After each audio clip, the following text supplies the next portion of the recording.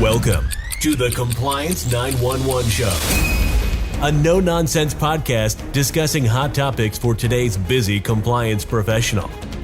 It's everything you wanted to know about regulatory compliance, but we're afraid to ask. And now, here are your hosts, Dean Stockford of M&M Consulting and Len Suzio of Geodata Vision.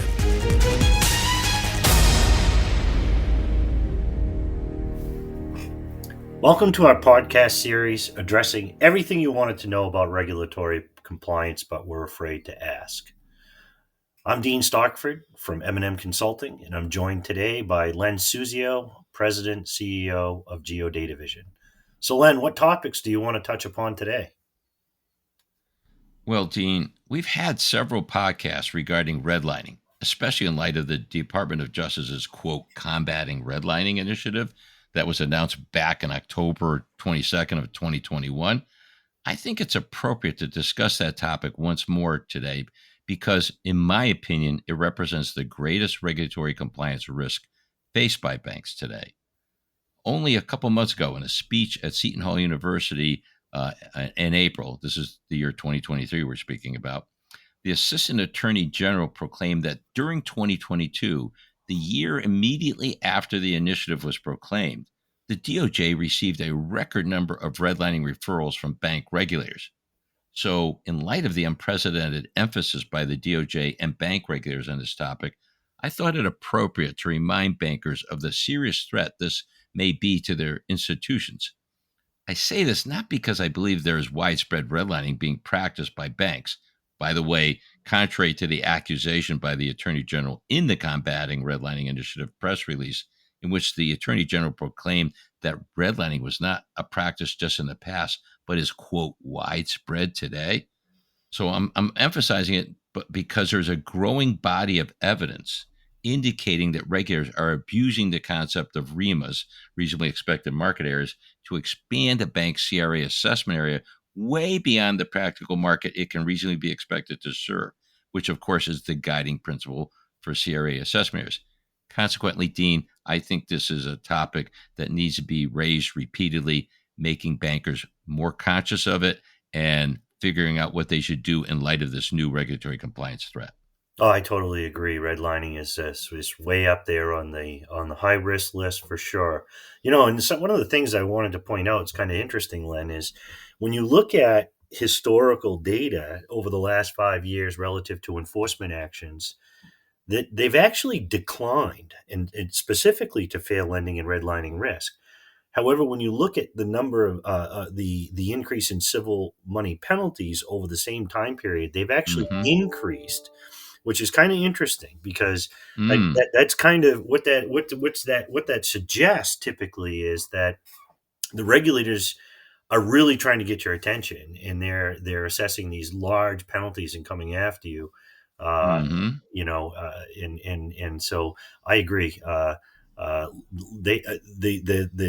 audience needs to tune in to what you're about to say. I'm certainly all ears, and I bet our listeners will be too. So where do we start, Len? Okay. Well, as I said a few moments ago, there's been an explosion of redlining referrals from the bank regulators to the DOJ, as attested to by the Assistant Attorney General in her Seton Hall speech back in April. But the public knows little about the details because until a case is litigated or a public settlement is announced, the accusations and the details behind them are kept from the public. However, we are aware of a number of these cases and the details behind them because we have been retained to advise bank clients regarding redlining inquiries by examiners. And there's certain aspects of these cases that seem to be common. So I thought we would focus on those common themes and how banks can avoid those pitfalls and prepare for the questions regarding the matter of redlining that may be raised by examiners. Oh, I like that. Let's discuss what these common themes are and then explain what bankers may proactively do to minimize potential redlining accusations by the examiners. Please, what are the factors that seem to be common in the situations that you've seen and those that have been, I guess, I'll call it made public? Well, in almost all cases, Banks, and by the way, non-bank lenders too, have been accused of inadequate procedures to identify redlining exposure. In some cases, there's been no monitoring system at all in place. In other cases, systems and procedures were in place but not implemented, or they were ignored by management. So, an immediate priority for every lender should be a review of the systems and procedures to identify and monitor potential redlining situation. But it's not enough just to have the systems and procedures in place to monitor redlining risk. Any review must also evaluate, one, whether those systems are adequate, and two, that they are faithfully being put into practice. Otherwise, they're worthless. Okay, so a review of systems and procedure and practices to monitor potential redlining risk is recommendation number one. What do you have next on the block? Well, again, as I mentioned earlier, the application of the concept of, quote, reasonably expected market areas, end quote, has in several cases I'm aware of been liberally interpreted so that examiners can claim that banks are not doing enough lending in majority minority tracts, even minority tracts that may be well outside and relatively distant from the bank's CRA assessment area. So any redlining monitoring system must determine if a bank's REMA may be different from its CRA assessment areas. Recognizing that REMAs may be very different from CRA assessment areas, a bank should evaluate its situation to determine if there's a basis for a REMA and what it would look like and how it compares to the CRA assessment area and what are the implications for redlining risk for the bank. Yeah, so we'll get into obviously what banks need to do in determining their REMA. I guess my immediate thought here recently was that I'm always concerned when we start talking about compliance about putting the cart in front of the horse and opening up Pandora's box. So I always caution people. I think this is one of those areas where we have to take that leap of faith and move forward with doing an appropriate REMA analysis, even though, as you've indicated, it's not really defined, but we know that the regulators are looking at it. So I think it's imperative that banks take that leap of faith and certainly do some sort of REMA analysis altogether when we're talking about fair lending. Well, you can't put your proverbial head in the sand hoping that the threat will disappear. It's there. And so it behooves you to be proactive about this and rather than passive and hope that you'll get through your next fair lending exam. We know this, that the 2023 Fair Lending Examination Procedures described in the Fair Lending section of the Consumer Compliance Exam Manual identifies factors for examiners to consider regarding a REMA.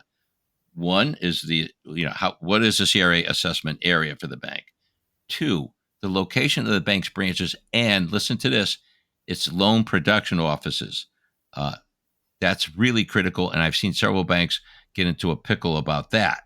The third thing to consider is the loan application activity and its geographic dispersion inside the assessment area and outside the assessment area. Are there concentrations of activity going on outside the assessment area that may lead an examiner to conclude that your real market is broader and expanded than your CRA assessment area?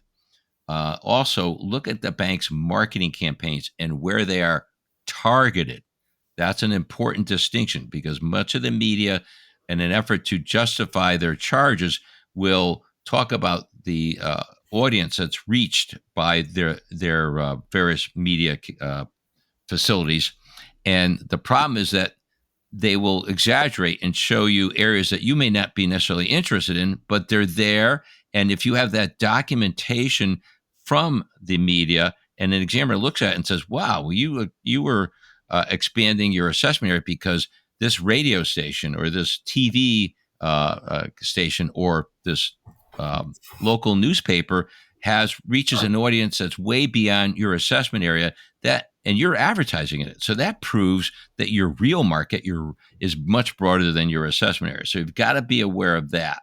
And then, of course, any complaints or overt statements that may indicate discrimination on the part of bank personnel are also those are the 5 factors that examiners will look at to determine if your REMA is different than your CRA assessment area. Now, I want to reiterate that you'll note that the bank's marketing activities are an explicit factor for REMA consideration, and it's not a factor usually for CRA assessment areas at all.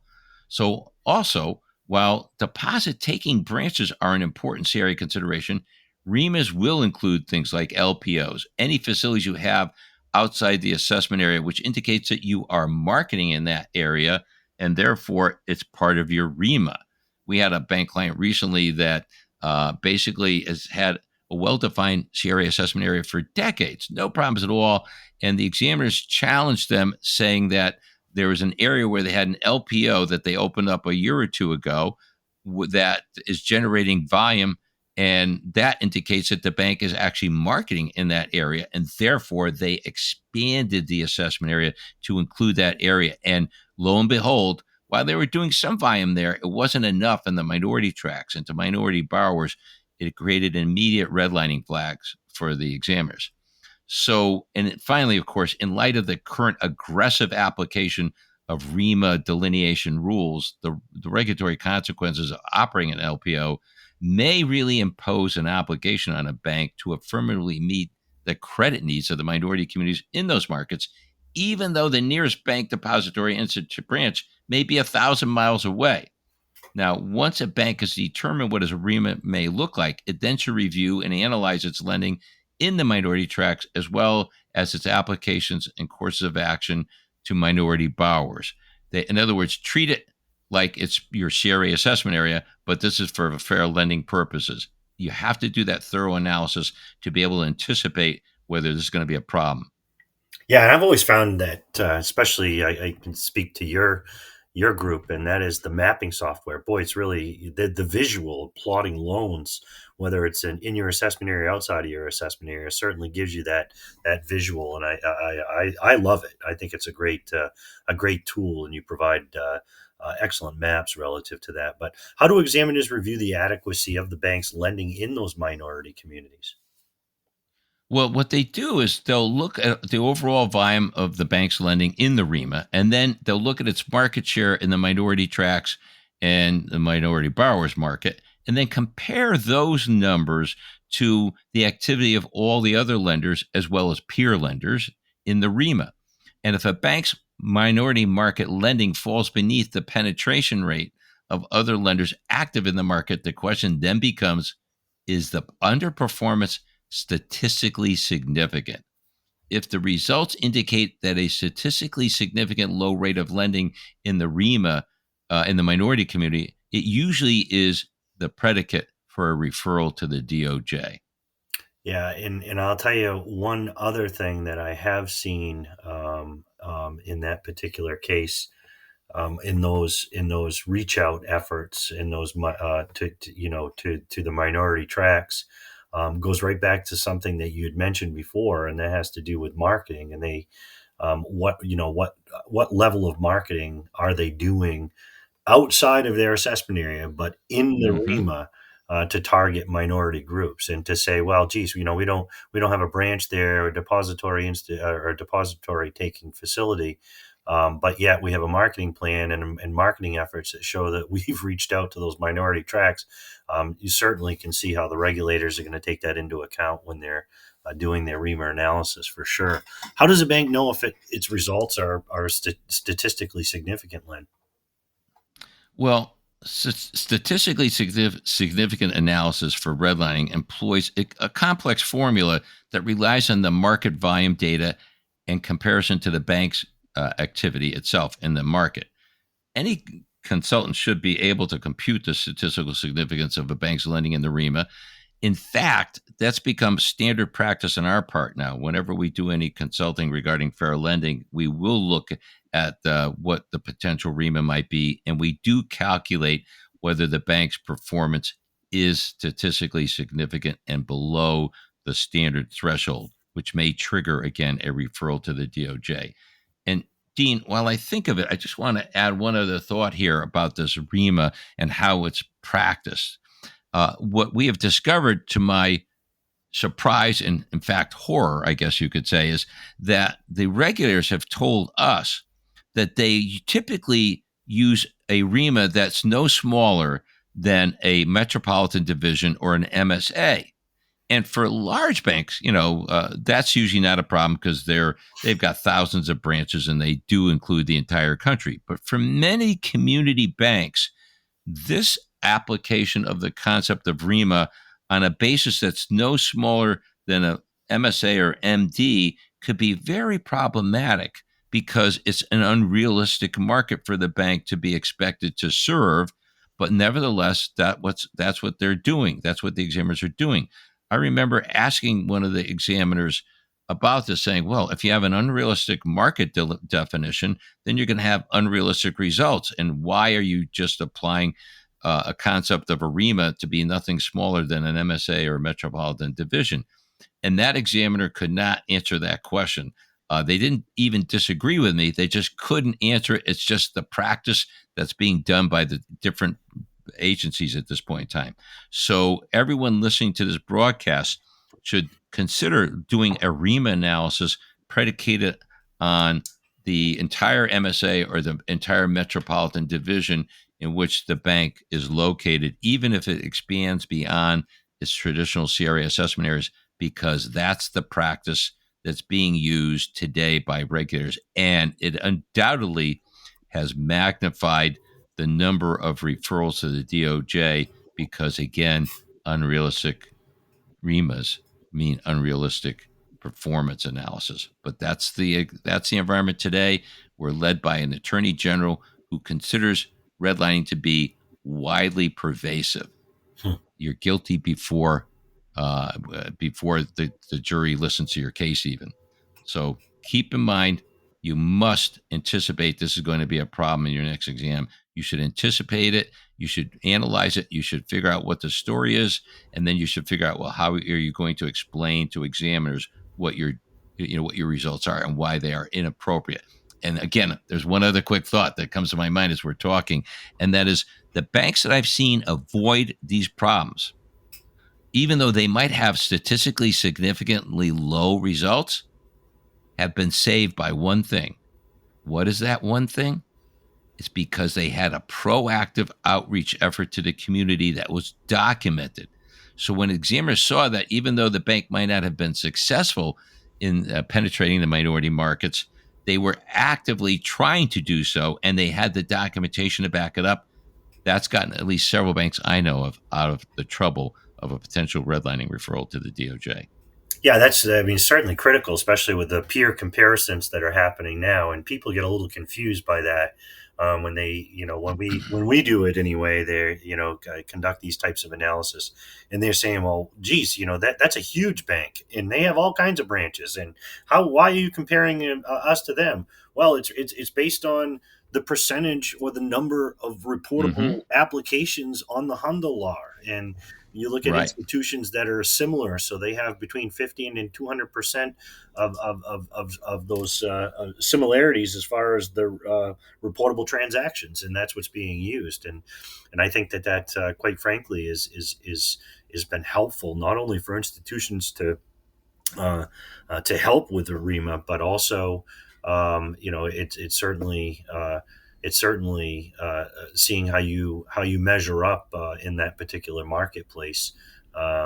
Dean, you just said something really important. I'm glad you said this. Okay. Yeah. See, when banks think about their peers, they're thinking about banks that are their size. But That's as right. you just noted, it can be based on the volume of activity inside a bank's market. So theoretically, and it's true in many cases, that some of the biggest banks in the country inside your backyard market are actually considered to be your peers for that market. So B of A, JP Morgan, Wells Fargo, they may be 100 times or 1,000 times bigger than your bank, but within your market, their activity might fall within that 50 to 200% threshold. That is a criteria for determining your peers in your market. So don't be surprised when you look and see, wow, why are these mega institutions being included as peers that we're being compared to? I'm so happy you brought that up, Dean. That is a critical point for bankers to understand. Well, you're welcome. And I think that this podcast has been extremely informative. And in light of the current regulatory approach to redlining, it's also very timely. So I encourage all of our listeners to listen, not only listen, but re-listen to this podcast in light of the current regulatory conditions and the serious implications for all lenders relative to this new approach, redlining approach. So thank you for listening today. This is Dean Stockford from M&M Consulting. And this is Len Suzio of Geodata Vision saying we hope you enjoy today's podcast, and we encourage you to let us know topics of interest to you that you would like us to include in future podcasts. Thanks for listening to the Compliance 911 Show. If you like the podcast, be sure to subscribe so you don't miss an episode. While you're at it, please give us a like and review to help others find the show. As always, links are in the show notes, and you can always find us online at compliance911show.com. Follow M&M Consulting and Geodata Vision on LinkedIn for all the latest news and information on compliance hot topics.